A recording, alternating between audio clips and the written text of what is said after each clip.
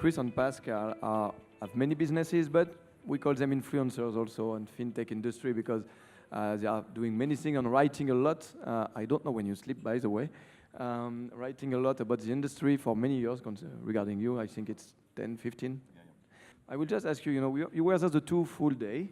Both of you helped me to moderate some panel. You had the blockchain one, you had the regulation and RegTech one, but you also saw other things, and you have, of course, your opinion. So perhaps each of you, in 5-6 minutes, a few words about what you perhaps hear and things you want to say about it, and your vision on the future of fintech for 2017.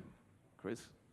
Well, I was particularly interested in some of the speeches, such as AXA and Orange, where we were hearing quite radical plans in some ways for entering into new business models using the mobile internet technologies. And one of the things I talk about all the time is that you can't have an Internet of Things without a new Internet of Value. And the Internet of Value is driven by the mobile internet access of the network. It doesn't have to be internet-based, but that's where everyone is moving to smart internet things. And when everyone's connected globally through those things, you need to have some way of having cheap transactions in that network. And that will only be achieved if you have something like a shared ledger on a distributed blockchain that enables that cheapness of using transactions through the network for the Internet of Things. And it was reinforced through the sessions that I've attended that that's very much on track with the vision that I'm hearing here in Paris.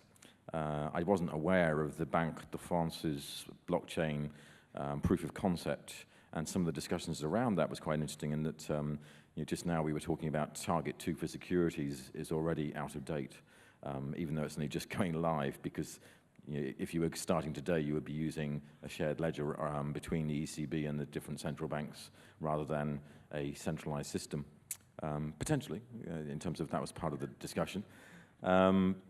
And equally, I guess, one of the key things here is I'm getting good exposure to the French community of fintech, which I haven't had before as much, which is why I came. Thank you. Because every country has a different slant on the fintech world. London thinks they lead it, Berlin thinks that they own it. To be fairly honest, as I said, I received 600 applications from 30 countries, and I thought honestly the most advanced one was German.